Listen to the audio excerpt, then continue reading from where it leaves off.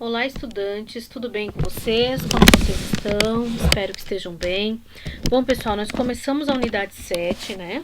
A relação entre a sociedade e as transformações na paisagem. Sabemos que o homem é um agente antrópico, ou seja, ele modifica a paisagem, né? E, infelizmente, a relação que a sociedade tem com o meio ambiente é uma relação mais voltada para a questão do extrativismo, do uso da matéria-prima. Então foi feita essa pergunta na aula online, né? Qual a relação do homem com a natureza? Chegamos a algumas hipóteses e conclusões, como por exemplo, extração de recursos para a produção de produtos, desmatamento, a extração predatória, necessidade de gerar energia, e para isso a gente utiliza vários elementos da natureza, utilizamos matéria-prima da natureza, né? A questão do petróleo, a extração de petróleo que causa danos ambientais, a questão do petróleo também que causa emissão de gases poluentes na atmosfera, além das indústrias, a poluição das águas oceânicas, lixo no oceano e assim por diante.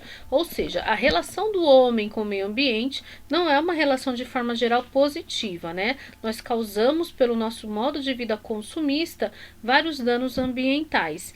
Isso daqui é um mapa, né, pessoal, da Mata Atlântica de 1500, que foi quando os portugueses chegaram no Brasil. A gente consegue identificar que tem nós tínhamos a nossa mata nativa, a Mata Atlântica, que é uma floresta densa, muito biodiversa. Porém, se a gente fizer um comparativo com 2014, a gente percebe que pouco sobrou, né, da Mata Atlântica.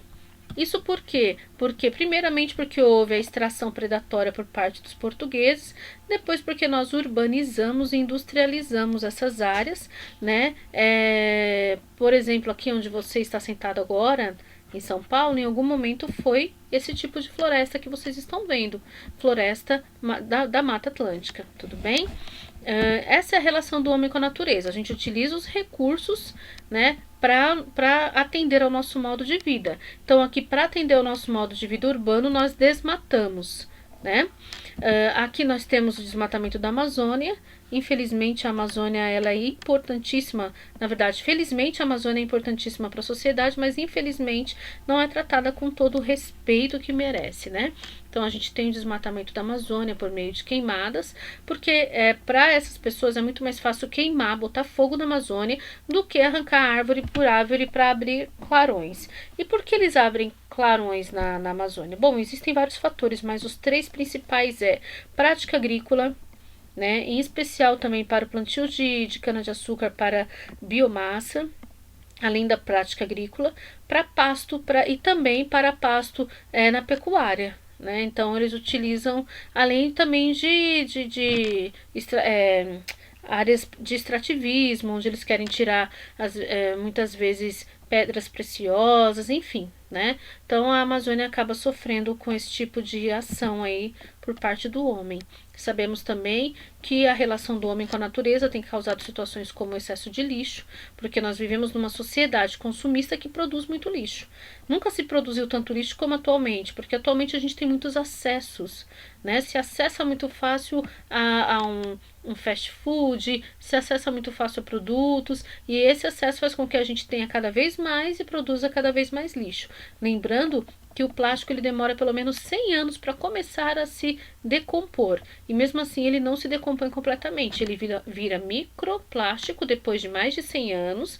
E daí esses microplásticos ficam espalhados pelo oceano e é consumido pelos peixes, que depois, por conta da cadeia alimentar, pode ser consumido por nós, tá?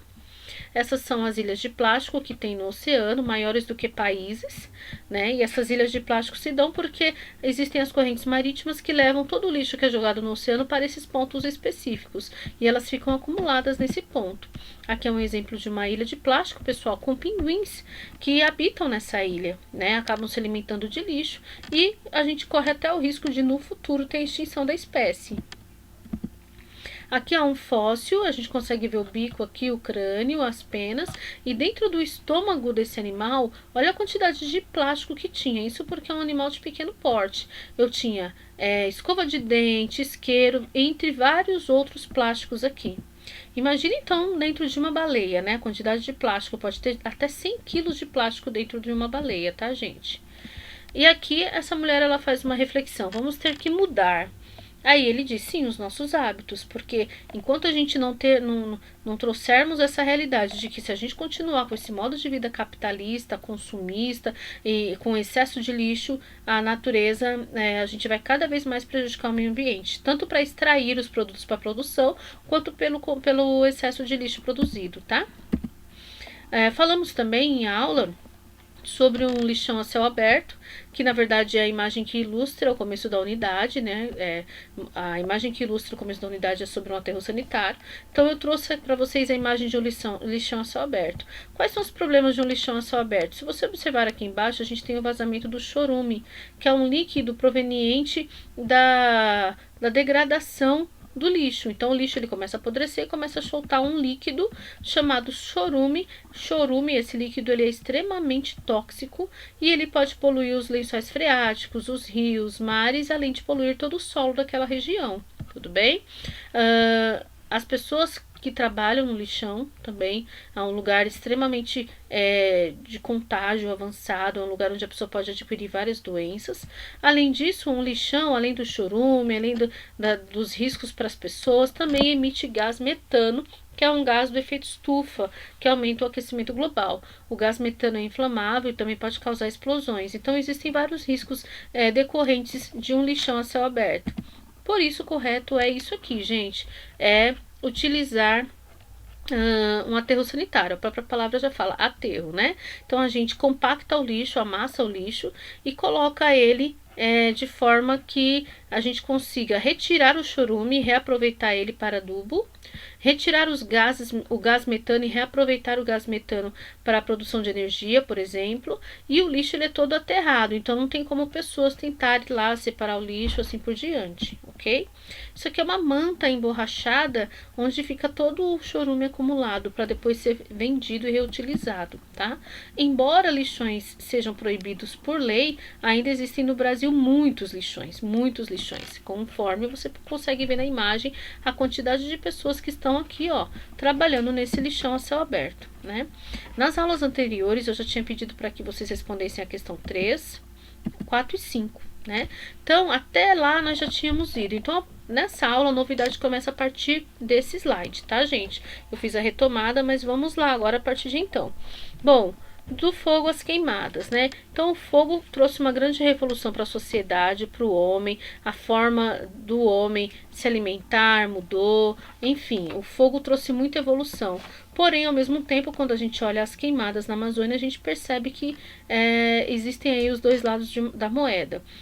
Os indígenas já usavam o fogo para abrir pequenos clarões na Amazônia, porém sem grandes danos, né? Apenas para moradia, para algum plantio de alimento. Mas hoje se usa o fogo para queimar grandes áreas da Amazônia, causando grandes danos ambientais irreversíveis e emitindo muito muito carbono na atmosfera. Sabemos que o carbono é um dos principais gases do efeito estufa e o efeito estufa ele traz o aquecimento global que traz as mudanças climáticas, certo? E a gente já consegue perceber essas mudanças climáticas aí no nosso cotidiano. Então, voltando um pouquinho, a unidade, então, na página 109 fala do fogo às queimadas. Eu vou pedir para que vocês leiam. Eu já fiz aqui um rápido resumo, mas que vocês leiam e façam uma reflexão, né? Fala sobre a emissão de CO2. Então, toda vez que a gente desmata a árvore, ela faz a troca do CO2, né, do carbono, pelo oxigênio. Então, toda vez que você arranca uma árvore, ela está deixando de fazer essa troca. Então, é mais CO2 que fica na atmosfera. Além de que a árvore, quando ela entra em processo de decomposição, após ser arrancada da natureza, ela emite CO2 à natureza, porque se o CO2 faz parte da composição da árvore, quando ela entra em decomposição, esse CO2 vai para a atmosfera. Então, desmatamento causa grandes danos ambientais, né? Segundo Donald Trump, gente, o aquecimento global é uma invenção chinesa. Isso porque no protocolo de Kyoto e nos protocolos sobre clima, existe uma regrinha básica lá, que é o seguinte: Países desenvolvidos, que já são bastante industrializados, têm metas maiores para diminuição de emissão de gás de CO2 na atmosfera. Enquanto que países que estão em desenvolvimento ou subdesenvolvidos, eles podem emitir mais gases porque eles precisam se desenvolver. Então, se eu faço com que esses países parem de emitir gases ou diminuam a emissão de gases, eu vou fazer com que esse país não se desenvolva. Certo? Isso é uma regra dos protocolos climáticos. Porém, os dois países que são os maiores emissores de CO2 na atmosfera são Estados Unidos e China. Mas os Estados Unidos é considerado um país desenvolvido, por isso ele tem uma meta de redução de emissão de CO2, enquanto a China é considerada ainda um país subdesenvolvido. Embora seja o segundo maior PIB do mundo, quando a gente mede a China pelo IDH, pelo Índice de Desenvolvimento Humano, considerando os acessos à saúde, educação, a expectativa de vida e a renda, ainda é um país em desenvolvimento. Por isso a China tem como direito mais emissão de CO2 na atmosfera. Foi por isso que Donald Trump afirmou que o aquecimento global é uma invenção chinesa para melhorar sua economia. Na verdade, o aquecimento global já foi comprovado por cientistas que ele existe, a gente consegue perceber essas mudanças climáticas por conta disso, o aumento da temperatura terrestre, mas realmente quando se trata dessa particularidade, a China acaba ganhando na quantidade de emissão de CO2. Quanto mais indústria se tem, mais CO2 se lança na atmosfera, por conta da queima dos combustíveis fósseis, certo? Então, carvão, petróleo e gás são combustíveis fósseis que, quando queimados, emitem CO2 na atmosfera. Então, se os dois países são os dois países mais desenvolvidos do mundo, eles emitem mais CO2 na atmosfera, ok? Já o Brasil emite CO2 de outra forma. O Brasil emite CO2 desmatando. Embora o Brasil seja um país industrializado, ele não é tão industrializado como um país desenvolvido. O Brasil ainda é um país em desenvolvimento, né? Então a gente até chama o Brasil de um país semi-industrializado. Então, as consequências piores da emissão de carbono do Brasil é em relação ao desmatamento, até considerando que nós somos um país hoje que mais desmata no planeta, tudo bem? Bom, também nesses protocolos foi criado algo chamado crédito de carbono. Ou seja, dependendo da economia de cada país, considerando as questões, o seu território, considerando a sua economia, cada país tem uma quantidade de toneladas de carbono que pode emitir, né? Porém, os países menos industrializados acabam emitindo menos carbono na atmosfera do que um país industrializado. E daí, gente, sobra crédito para esses países. E o que acontece? Existe um mercado de carbono mundial. Então, se sobra crédito porque eu tenho pouca indústria, eu vendo meu carbono, meu crédito de carbono, na verdade não o carbono, e sim o crédito de carbono para os países industrializados poderem lançar mais carbono na atmosfera. Então, veja, suponhamos que eu tenho uma quantidade específica de carbono que eu possa lançar na atmosfera. Só que eu não utilizo toda essa quantidade porque eu sou um país subdesenvolvido, não tenho tanta indústria, ou por outros fatores que a gente vai citar. Como o Brasil, que utiliza, por exemplo, energias alternativas. A gente utiliza menos combustíveis fósseis do que o restante do mundo.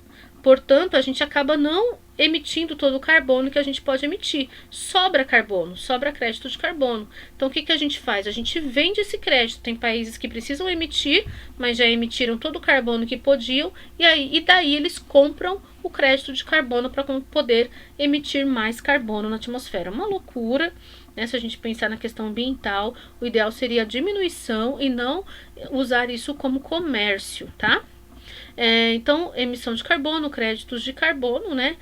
Venda de crédito de carbono e o sequestro do carbono. Alguns países, por emitirem muito carbono na atmosfera, eles precisam, segundo o protocolo de Kyoto, ter uma alternativa para tirar esse carbono da atmosfera. E aí a gente chama isso de sequestro de carbono. Nós já sabemos que a grande responsável por tirar o carbono da atmosfera são as árvores. Então, para sequestrar carbono, precisa reflorestar, precisa plantar árvores, precisa não desmatar. É assim que se sequestra carbono da atmosfera. Tudo bem, pessoal? Bom, por enquanto eu vou parando por aqui, tá? Depois a gente vai falar das vantagens e desvantagens dos créditos de carbono. A gente vai falar mais sobre o sequestro de carbono e assim por diante, né? Leiam aí o texto da página 115, só que na verdade vocês não precisam ler a página 115. Vamos ficar aí na página que fala até a página... Só um minuto, deixa eu olhar aqui no meu livro. Vamos ficar até a página 113. 114, tá, pessoal? Porque a página 115 em diante a gente vai fazer nas próximas aulas, para não ficar muita coisa. Um abraço para vocês, bom final de semana, e tudo isso que a gente discutiu agora, a gente discute também, socializa na aula online, e as correções das atividades serão feitas na aula online. Um abraço e até mais, pessoal!